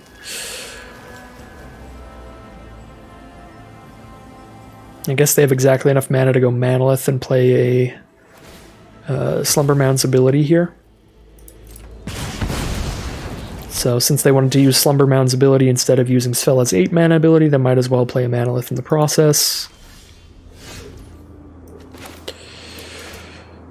Oh. We don't have any removal that can kill Vorinclex because our one hard removal spell is a Saga. And all of our Sagas are completely dead cards against this opponent.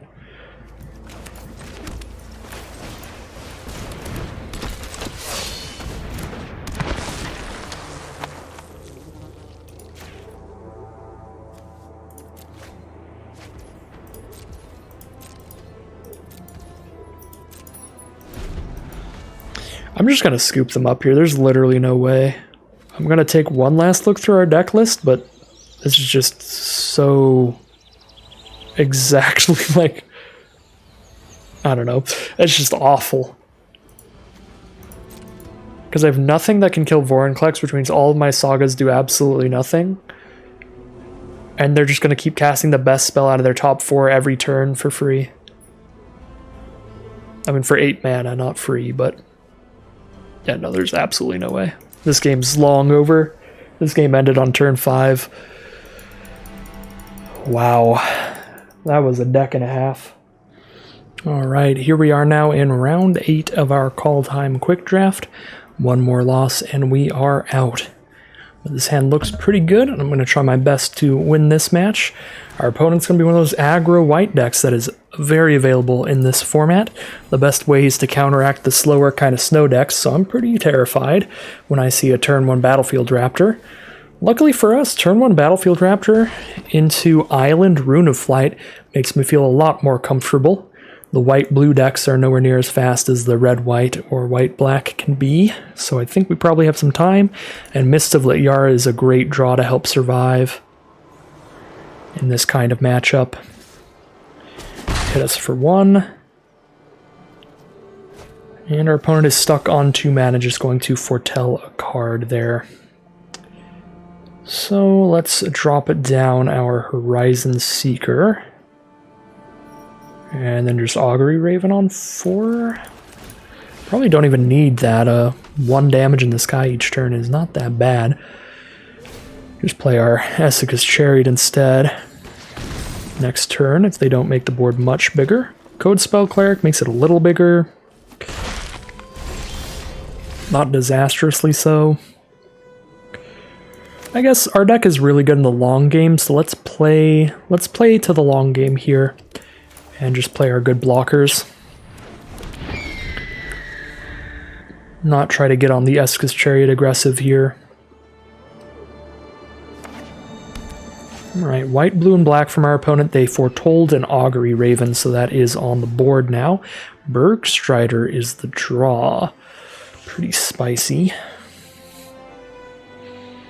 Slow them down with that card as well. And then next turn we can play Mist of Lityara and Esika's Chariot in the same turn. Yeah, that keeps that Augury Raven off of us, and our Augury Raven keeps their Battlefield Raptor off of us. Bloodsky Berserker here. Well, I'm getting a lot more scared if black-white is the core of the deck. Yeah, because these double spell shenanigans can get really big really fast, as you can see from that Bloodsky Berserker already just being a 2-mana 3/3. Our Surtland Frostpire is beautiful in this matchup if we draw into that later. Alright, well, Esika's Chariot's pretty good too. It's going to give us multiple blockers as well as the vehicle to get crewed up. And we've got our Mists of Lityara to nullify one of these flyers. Alright, play the long game. Keep everything under control here. Best as we can. Send in that Augury Raven. Go for the Mist of Lityara, see if it resolves. If so, go for that block here. Kill it as well. And there's the concession from our opponent, 6-2 now. So the final round, next round, final boss, win or lose. Here we are now in the final game of our Kaldheim quick draft. Win or lose, this will be the 7-win trophy run or the 6-3, so close to greatness. This is a very keepable hand here because we have our green and our blue mana. And great 2-drop into 3-drop. Our deck is full of great late game plays, so any hand that has a few good early game plays is going to be really spicy for us. Let's just run out our Gladewalker here. On 2, get a 2-mana 2/2 on the board. Opponent is on black-green, and they drop a Sculptor of Winter down. Very scary card that could ramp them into some big stuff. So we'll definitely just attack in here and offer the trade. If they don't want the trade, we'll just start playing our Eyeside Trolls.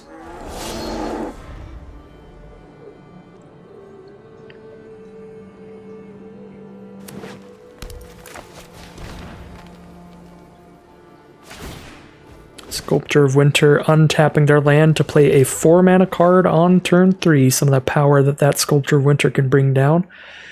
Luckily for us, the Lityara Glade Warden is not very scary this early in the game. It's just a 3/3. They can exile creatures from their grave to get some counters on their stuff, but that doesn't matter right now. There's nothing in the grave yet.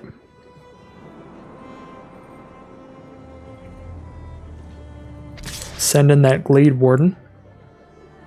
A lot of combat tricks they could have here. +4/+4 is the biggest one in the format, and that would make that a 7/7.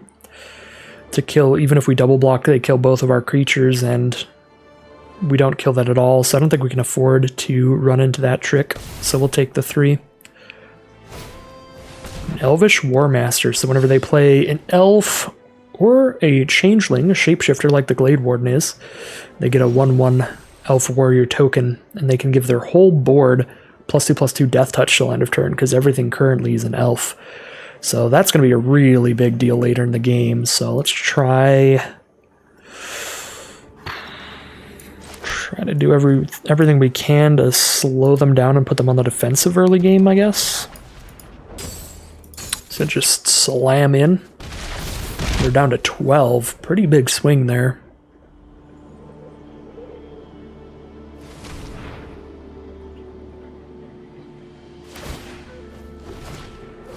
Skemfar Shadow Sage, very much the green-black elves deck here. They're going to probably gain a ton of life here. Yep, gain 5, and now they have a 2/5 down. That really ruins all of our plans of being aggressive. It's going to give them quite some time to try to hit that 7th mana for the War Master, but Notvold Slumbermound is actually really good here. If we hit 1 more mana because we blow up one of their lands, blow up their snow land, that's huge. For now, though, let's hold up our snow mana for our Eyeside Troll and play a flyer. But now we don't really have attacks. I guess if we attack with an Eyeside Troll and a Bergstrider, we're attacking with a 4/3 and a 4/4. They could block a 4/4 with a 3/3 and a 2/5, or a 3/3 and a 1/1, and that wouldn't be good for us. Yeah, I guess we don't really have attacks. We're probably just going to start getting into the sky with Augury Raven.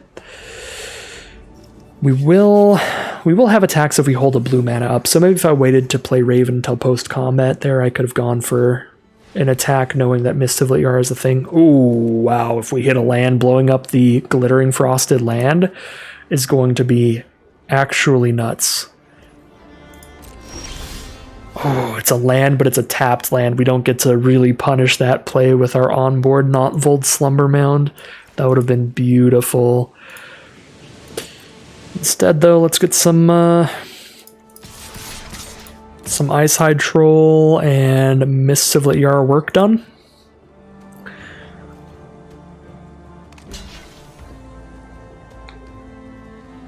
So we want to see all of the blocks first, and then decide how we're going to ruin the blocks. So we're going to kill that Elf Warrior there. Okay, so we Mists of Liara, the Shadow Sage. That makes it a 0/5. Then we get to kill the 1/1, pump the Troll to kill the 3/3, and we've killed multiple of their creatures without losing any of ours. I think that is our best line here. So we buff this to kill the Glade Warden. They do have 2 mana up here with Sculptor of Winter if they have their own trick.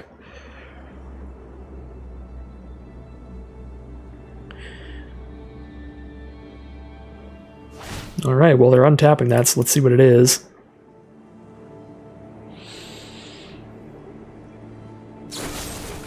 Poison the cup this...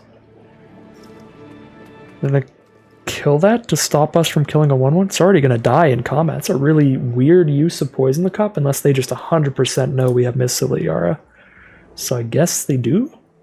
I guess they figured it out.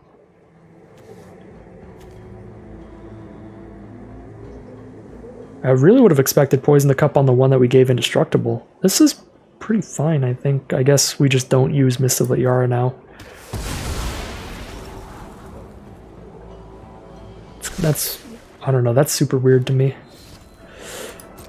Because both of our... On board, both of our Eyeside Trolls die if they poison that one. Maybe that was their intention? Because they just scoop them up now. That was a really weird end to that game. Oh, maybe they just didn't know which Eyeside Troll I used it on because I was hovering over the other one? I don't know. Weird. Weird stuff. Weird stuff.